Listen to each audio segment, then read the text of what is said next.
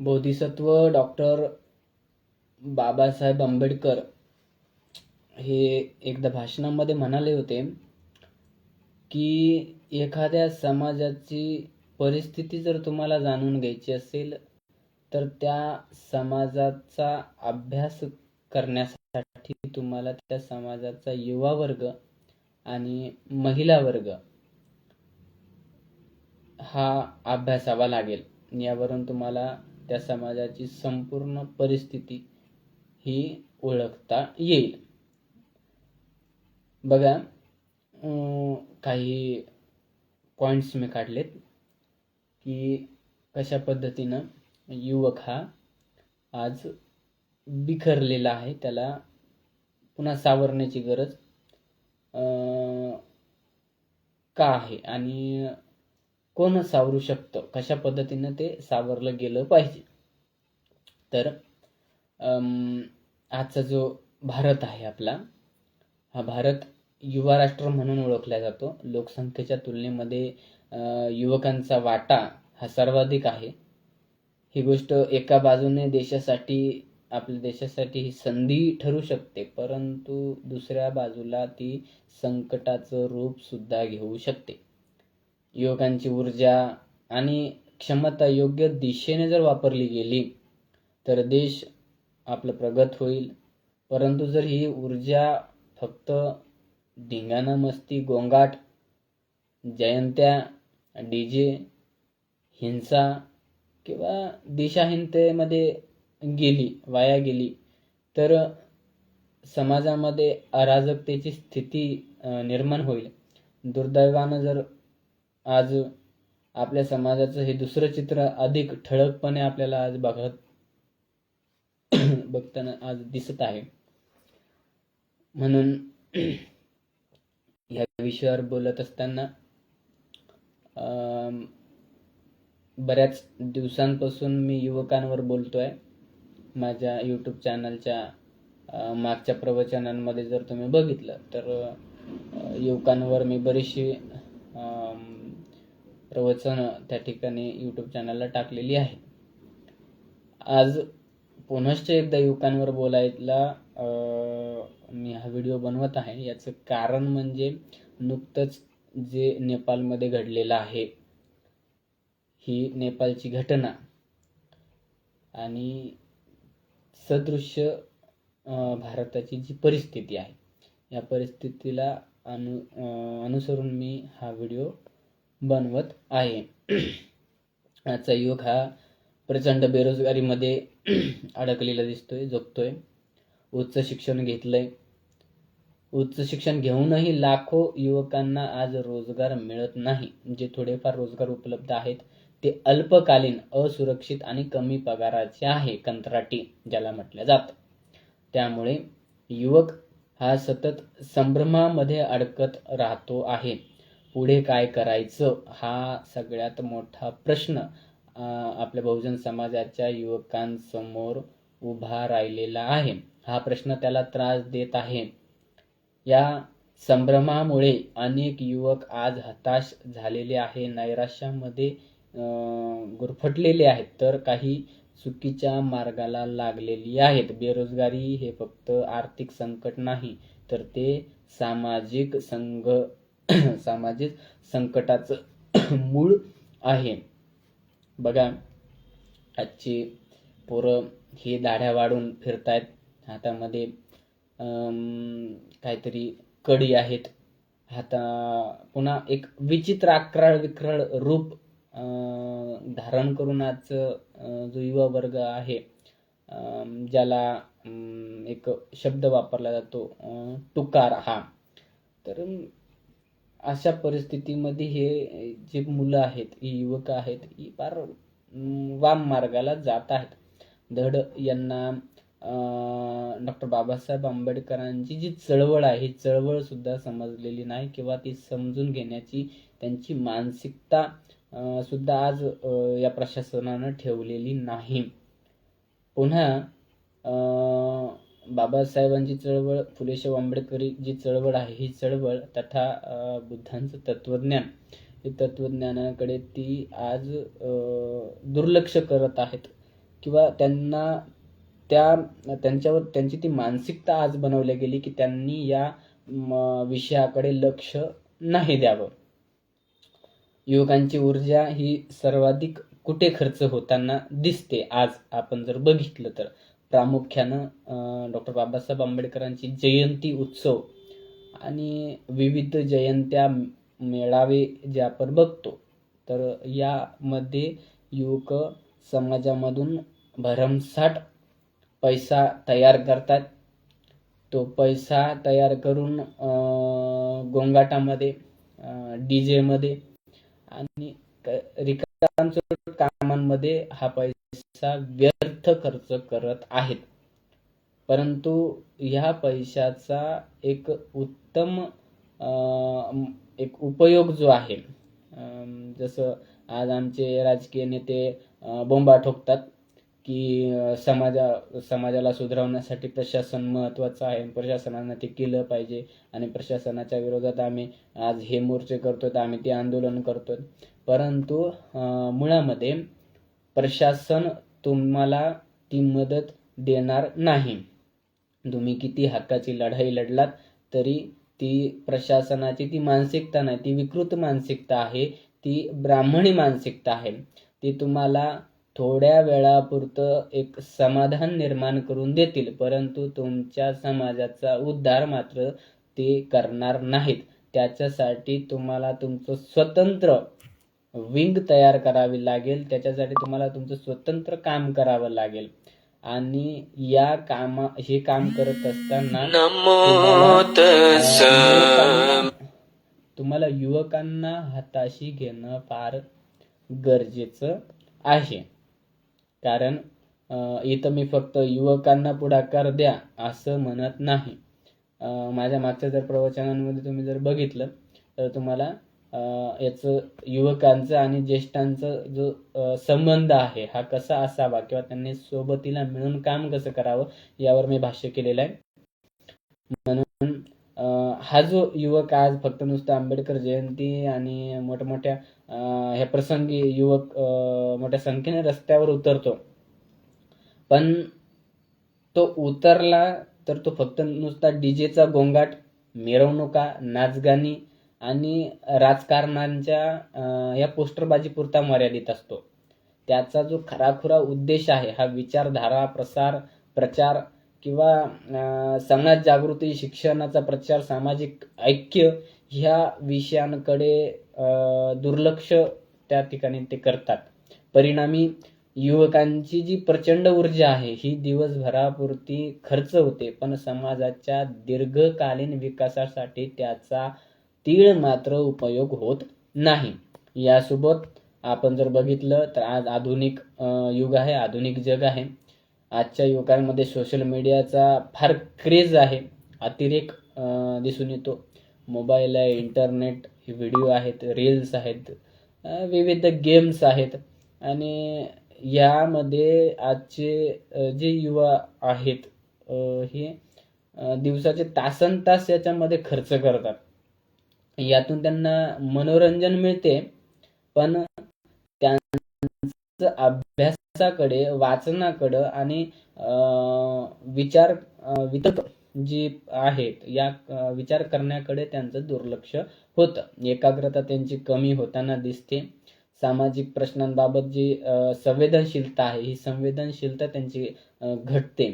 Social मीडियाचा वापर समाज जागृतीसाठी, विचार प्रसारासाठी होऊ शकतो, परंतु तो मुख्यत्वे वेळ घालवण्यामध्ये वाया घालवतात. त्याचं ते साधन बनलेलं आहे. या सर्व परिस्थितीमुळे समाज कार्यामध्ये युवकांचा सहभाग हा नगण्य दिसतो. आज बरीच म्हणजे हातावर बोटावर मोजता येतील अशी युवक खऱ्या अर्थानं काम करतात, परंतु यांची संख्या फार अल्प आहे. म्हणून या सर्व परिस्थितीमुळे जे समाजकारणामध्ये हे युवक आहेत ते नगण्य आहेत. मला काय करायचं हा दृष्टिकोन आज वाढला आहे.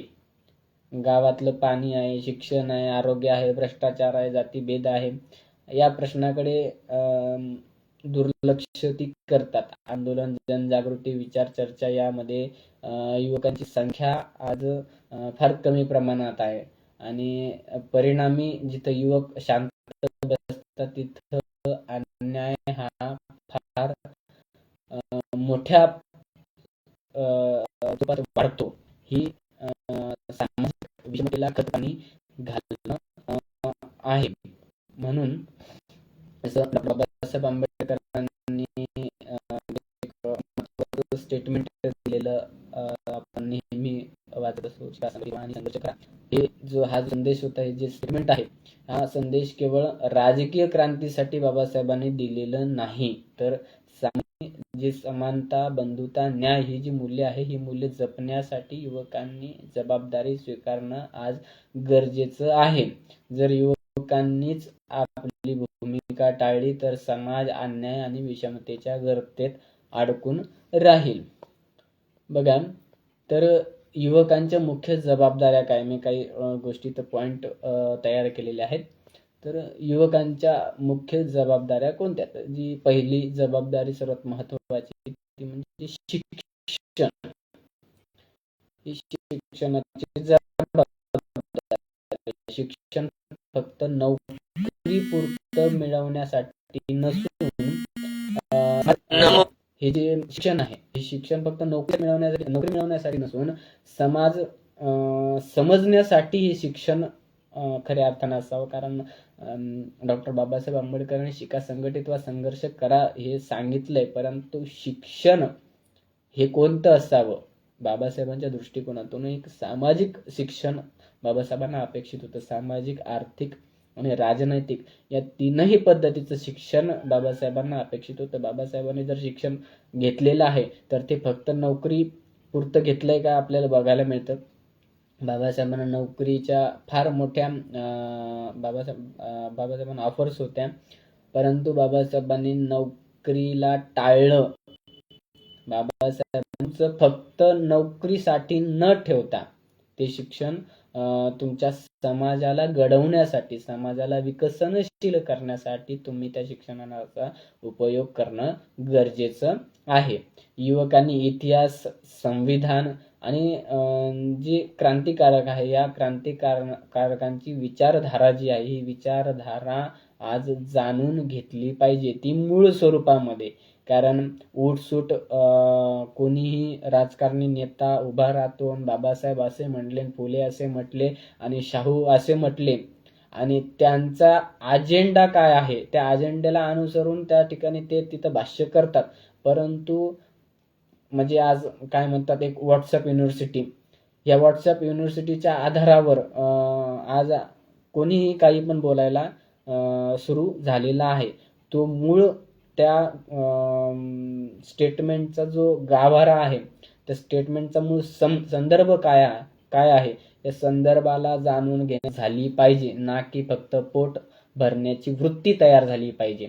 तर बघा, दुसरं पॉइंट म्हणजे असा की जी जागरूकतेची जबाबदारी आहे, ही जबाबदारी तर समाजातील जो अन्याय आहे, शोषण आहे आणि विषमता आहे, ही ओळखणं हे युवकांना आज आलं पाहिजे. हे त्यांचं पहिलं पाऊल आहे. हा माझा प्रश्न नाही, असा जो दृष्टिकोन युवकांचा झालाय, हा दृष्टिकोन आज खऱ्या अर्थानं बदलावा लागेल. हा समाजाचा प्रश्न आहे, म्हणजे माझा आहे, हा दृष्टिकोन, ही वृत्ती आज आपल्या युवकांमध्ये निर्माण करावी लागेल. पर्यावरण, बेरोजगार आणि जी स्त्री समानता आहे, यांसारख्या ज्या आधुनिक प्रश्नांवर युवकांची भूमिका आज ठाम असणं गरजेचं आहे.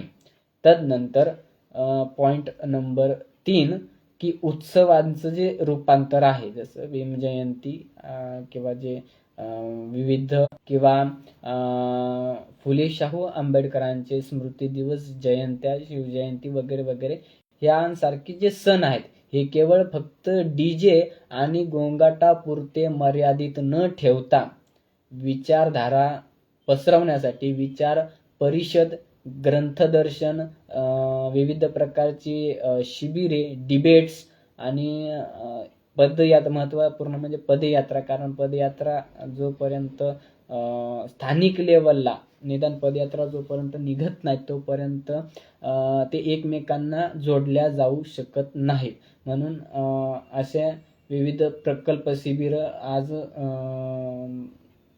विधायक स्वरूपामध्ये या विविध विधायक उपक्रमांमध्ये आज रूपांतरित करणं गरजेचं आहे, ही लावणं गरजेचे आहे. यामुळे युवकांचा उत्साह हा समाजाच्या उपयोगी दिशेला वळेल. आज आधुनिकतेचं जीवन आहे. जेवढं आधुनिक तंत्रज्ञानामध्ये युवा वर्ग पुढे आहे तेवढं मला तरी वाटतं कोणी नाही. म्हणून ह्या आधुनिक बाबींना जाणून घेऊन आधुनिक तंत्रज्ञानाचा उपयोग करून कशा पद्धतीने डॉक्टर बाबासाहेब आंबेडकरांचं जीवनचरित्र असो अथवा इतर महापुरुषांचं जीवनचरित्र असो, तर ते जीवनचरित्रावर AI टेक्नॉलॉजीवर आधारित विविध प्रकारचे तुम्ही पॉडकास्ट, तदनंतर कार्टून्स जे आहेत 3D ॲनिमेशन कार्टून्स वगैरे आज बनवणं साहजिक सोपं झालेलं आहे. याचा वापर करून आज लहान मुलांसाठी विशेष करून त्यांच्यावर संस्कार घडावेत म्हणून या बाबी आज उत्कृष्ट ठरतात. मी मध्यंतरी एका प्रवचनामध्ये सांगितलं होतं की आज आता हे जे माझ्या मागे ठेवलेलं आहे हे संबंध त्रिपिटक. या त्रिपिटकामध्ये बऱ्याच अठ्ठकथा आहेत. या त्रिपिटकाला अनुसरून जसं धम्मपदाच्या अठ्ठकथा आहेत, जातकाच्या अठ्ठकथा आहेत, उदान आहेत, इतिवृत्तक आहेत आणि थेरगाथा वगैरे अशा बऱ्याचशा अठ्ठकथा गाथाकथा आपल्याला सापडतात. त्या एका गाथेला अनुसरून एक स्टोरी आहे.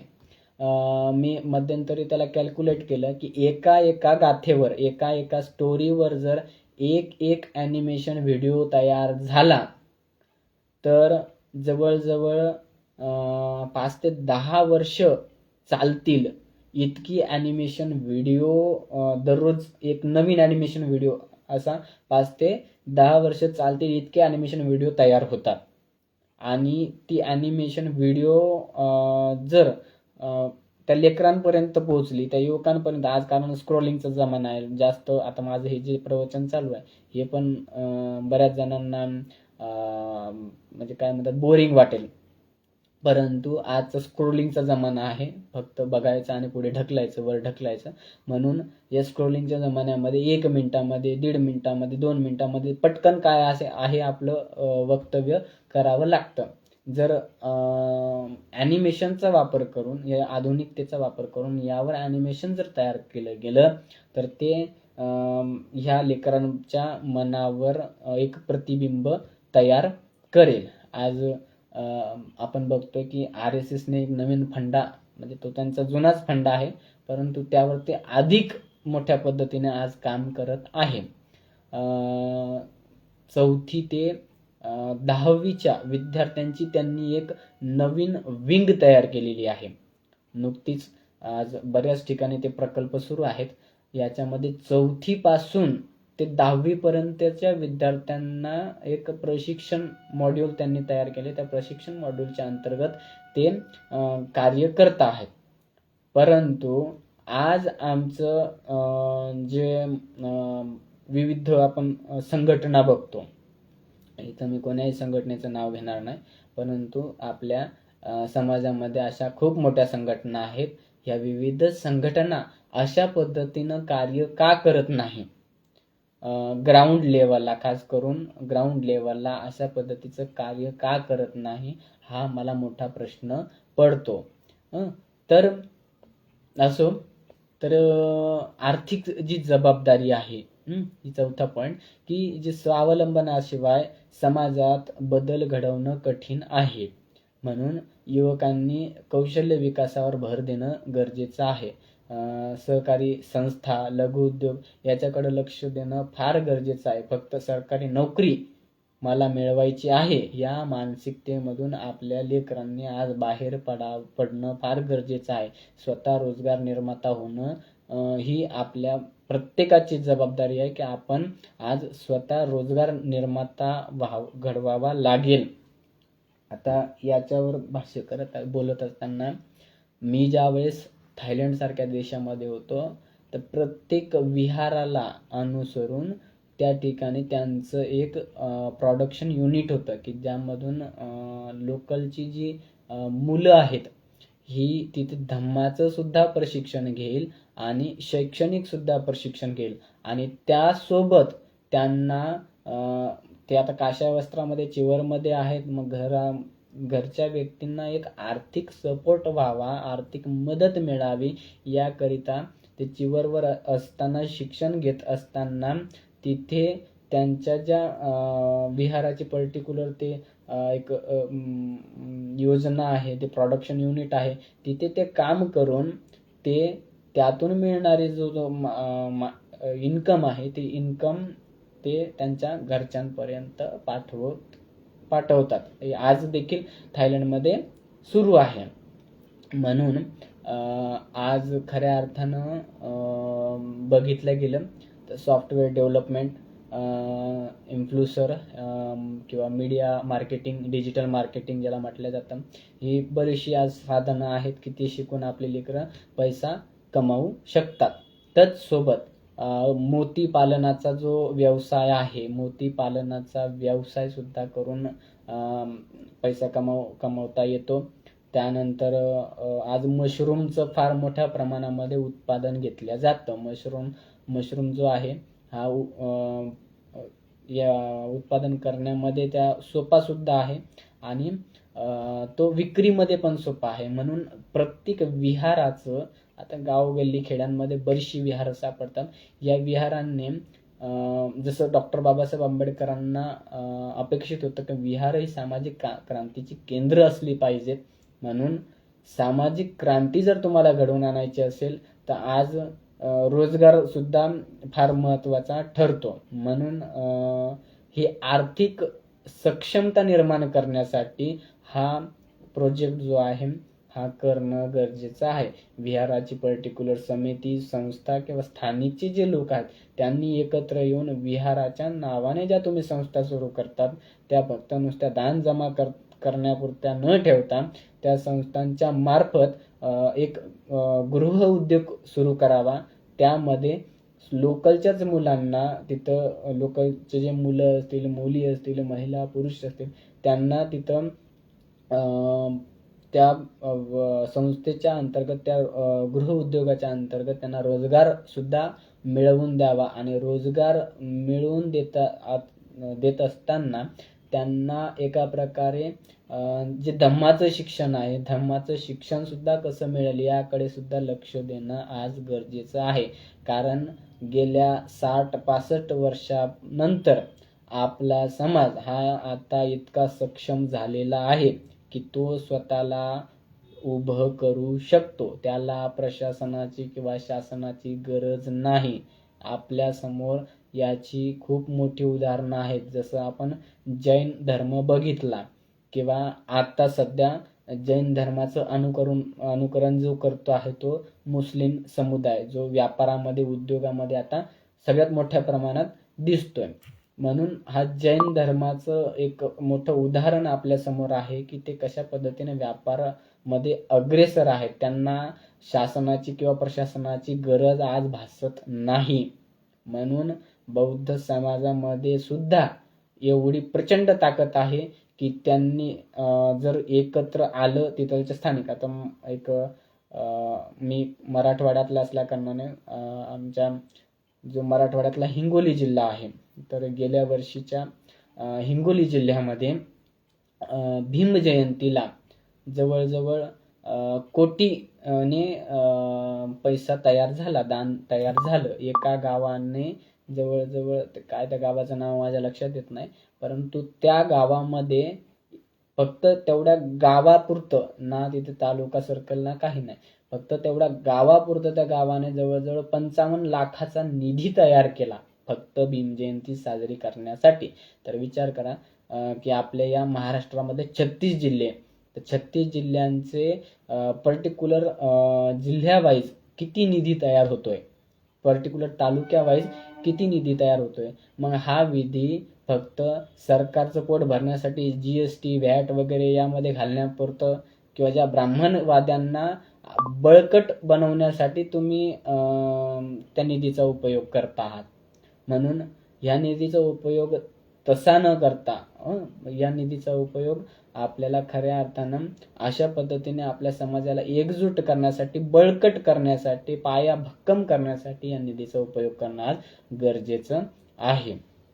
म्हणून ह्या गोष्टीकडे आज लक्ष प्रत्येकानं द्यावं लागेल. इथं ना कोणी राजकारणी नेता, ना कोणी ज्येष्ठ नेता किंवा कोणी अमक्या अमक्या संस्थेचा व्यक्ती, अमक्या अमक्या संघटनेचा व्यक्ती आणि त्याला अनुसरून मी असं करतोय, मी तसं करतो, हा मीपणा आपल्याला खात चाललेला आहे. म्हणून याकडे आज दुर्लक्ष करा. युवक ह्या कारणामुळे समाजकार्यामध्ये आज भाग घेत नाही. कारण की जी वयोवृद्ध आहेत किंवा जी ज्येष्ठ मंडळी आहे, ही ज्येष्ठ मंडळी त्यांच्यावर जबाबदाऱ्या टाकत नाही. ही ज्येष्ठ मंडळी त्यांना पुढे येऊ देत नाही. ती स्वतःचं गुणगौरव किंवा स्वतःचं जे नेतृत्व आहे हे नेतृत्व धरून बसलेली आहे. परंतु आता त्यांची रिटायर्ड व्हायची वेळ आलेली आहे.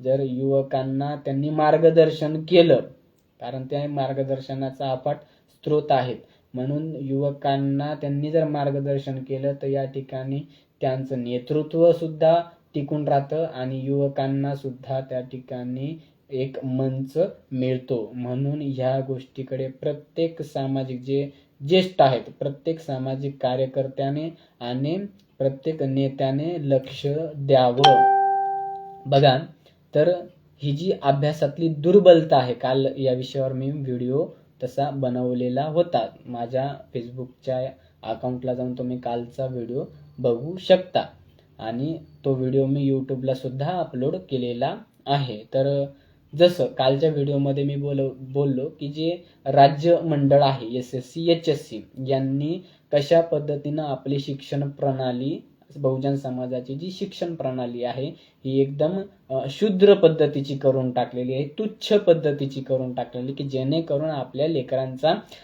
जो बौद्धिक स्तर आहे हा बौद्धिक स्तर वाढलाच नाही पाहिजे. शिक्षण ही कोणत्याही समाजाची आणि राष्ट्राची मूळ भक्कम पायरी असते. समाजामध्ये बदल घडणं, समता आणि प्रगती यासाठी दर्जेदार शिक्षण हा सर्वात महत्त्वाचा घटक आहे.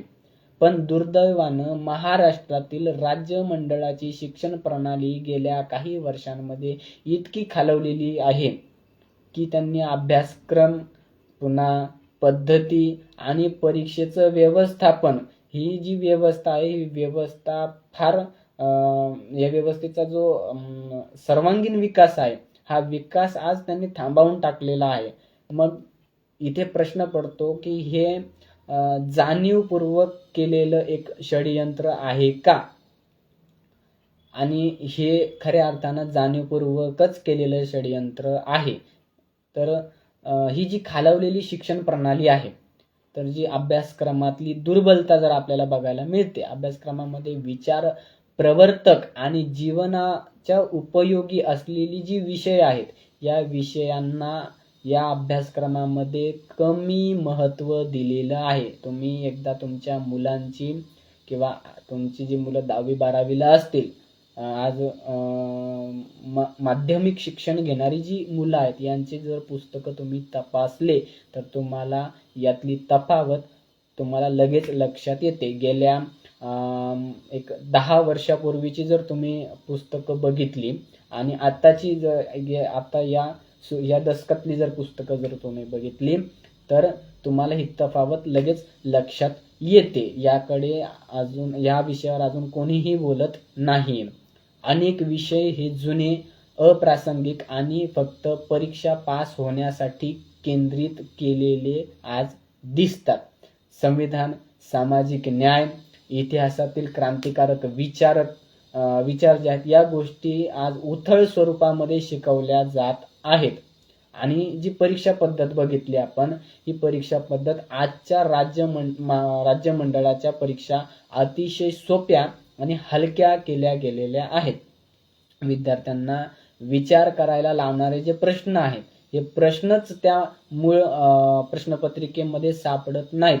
फक्त पाठांतरापुरतं पुरेसं असं त्या प्रश्नपत्रिकेमध्ये दिसतं आणि वर एक पॅरेग्राफ दिलेला असतो आणि त्या पॅरेग्राफला अनुसरून खाली प्रश्न दिलेले असतात. वरती बघा आणि खाली लिहा. हे फक्त नुसतं पासिंग पुरतं, फक्त पास व्हायचं हा दृष्टिकोन या विद्यार्थ्यांमध्ये रुजवला गेला आहे. याच्यामध्ये आमचे पालक आज हर्ष उल्हास करत आहेत की आमचं लेकरू आज 10वी मध्ये इतके टक्के पाडलेत आणि 12वी मध्ये तितके टक्के पाडलेत. पण तुमच्या लेकराचा एकदा बौद्धिक स्तर तपासा, त्याला प्रश्न करा, त्याला अशी प्रश्न द्या की त्याला ती त्याच्या बुद्धीला हिट करतील, त्याच्या बुद्धीला एक मारक ठरतील, त्याच्या बुद्धीला एक विचार करण्यासाठी ती प्रवृत्त करतील. अशी विषय जर त्यांच्या समोर तुम्ही प्रस्तुत केली तर अशा विषयांवर त्यांना ना लिहिता येतं ना त्यांना बोलता येतं. म्हणून हे जाणीवपूर्वक सुरू असलेलं षडयंत्र आहे. म्हणून ही जी गुणवत्तेपेक्षा जी आकडेवारीवर जो भर दिलेला आहे असं प्रशासनानं, हा आज आपल्याला जाणून घ्यावा लागेल. शेकडो विद्यार्थी 90-95% मिळवत आहेत, तरी प्रत्यक्षामध्ये त्यांच्यामध्ये मूलभूत ज्ञानाची जी कमतरता आहे ती आज भासत आहे. शासन आणि मंडळाचं जे लक्ष आहे ते यंदा किती टक्केवारीनं विद्यार्थी पास झाले यावर असते, परंतु गुणवत्तेकडं त्यांचं दुर्लक्ष होत चाललेलं आहे. शिक्षकांची जी परिस्थिती आहे तर शिक्षकांवर प्रशासकीय कामांचा बोजा टाकला जात आहे. जे प्रशिक्षण आहे किंवा नवीन जी अध्यापन पद्धत आहे, आधुनिक साधनं आहे, या गोष्टींकडे आज जाणीवपूर्वक दुर्लक्ष केल्या जात आहे. विद्यार्थी घडवण्याऐवजी फक्त निकाल चांगला लागावा हा प्रशासनाचा या मंडळाचा उद्देश आहे. म्हणून खाजगी जी शिकवणीची संस्कृती आहे जर आपण बघितली तर शाळेत दर्जेदार शिक्षण न मिळाल्यानं आज विद्यार्थी खाजगी शिकवणीकडे वळतात, ट्युशन क्लासेस वगैरे लावतात. गरीब आणि वंचित समाजातील विद्यार्थी या गोष्टीमुळे त्या ट्युशन क्लासेसच्या फीस हायेस्ट असतात, म्हणून विद्यार्थी आज मागे राहतात. शिक्षण हा हक्क न राहता पैसा देऊन मिळवणारा एक व्यवसाय आता तो सुरू झालेला आहे. या गोष्टीमुळे समाजावर काय परिणाम होतात तर युवकांकडे डिग्र्या फार मोठ्या प्रमाणात आहेत. 1-1, 2-2, 3-3 डिग्र्या आज मुलांकडे बघायला मिळतात, परंतु त्यांच्याकडे कौशल्य नाही. दुसरं की नोकरी किंवा रोजगाराच्या संधीचा फायदा त्यांना होत नाही किंवा तो फायदा त्यांना घेता येत नाही. याचं कारण म्हणजे कौशल्याचा अभाव. तिसरं म्हणजे विचार करण्याची आणि प्रश्न विचारण्याची वृत्ती यांची कमी झालेली आहे. चौथं, शासन व प्रशासनाला हवे तसे अज्ञानी निष्क्रिय नागरिक आज तयार होत आहेत. आणि सहावं की सामाजिक प्रश्नांवर दुर्लक्ष होऊन युवक फक्त करमणूक आणि गोंगाटी उत्सवांमध्ये गुंतून राहावा हे त्यांचं जे धोरण आहे हे धोरण या ठिकाणी पास करणं चालू आहे. याच्यावर आपल्याला उपाययोजना वैयक्तिकरित्या काय करता येतील तर अभ्यासक्रमामध्ये सुधारणा, जसं संविधान, सामाजिक न्याय, विज्ञान, तंत्रज्ञान आणि कौशल्य विकासावर भर देणं आज गरजेचं आहे.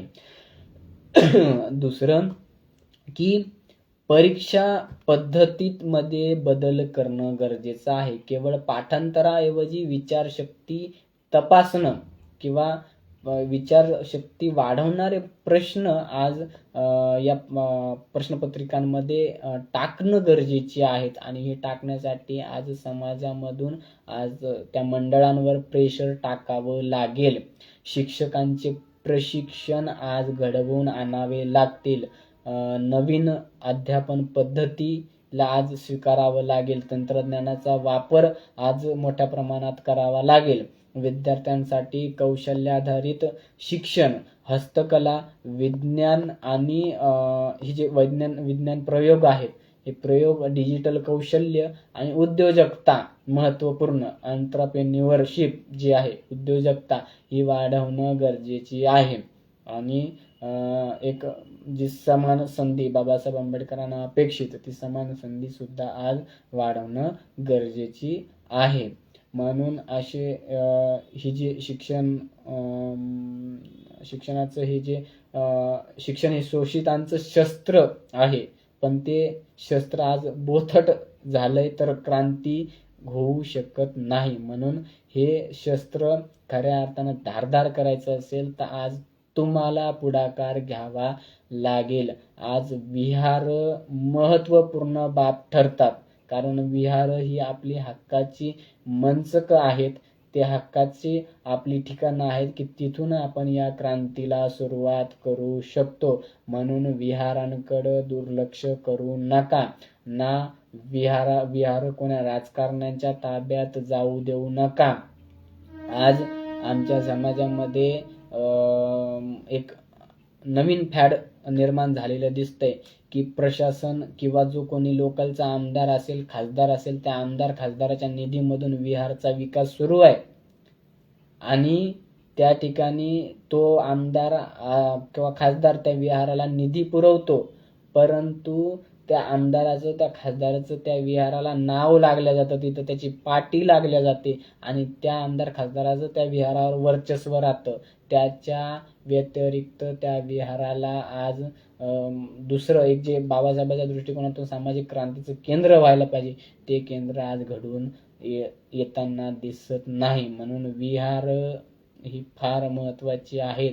या विहारांना जपा, विहारांना आज घडवा, विहारांना लागून स्वतःची एक जी शिक्षण प्रणाली आहे, ही शिक्षण प्रणाली आज सुरू करा.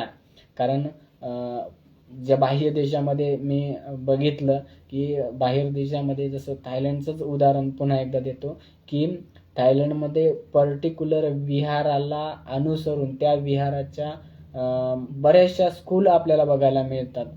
आता मी ज्या विहारामध्ये राहिलो थायलंडला, चिंगमाई येते, त्या चिंगमाईमध्ये जे वट धम्ममंकुल नावाचं विहार होतं, त्या विहाराच्या स्वतःच्या 50 शाळा आणि 50 स्वतंत्र कॉलेजेस होते आणि 50 स्वतंत्र त्यांची हॉस्पिटल सुद्धा होती.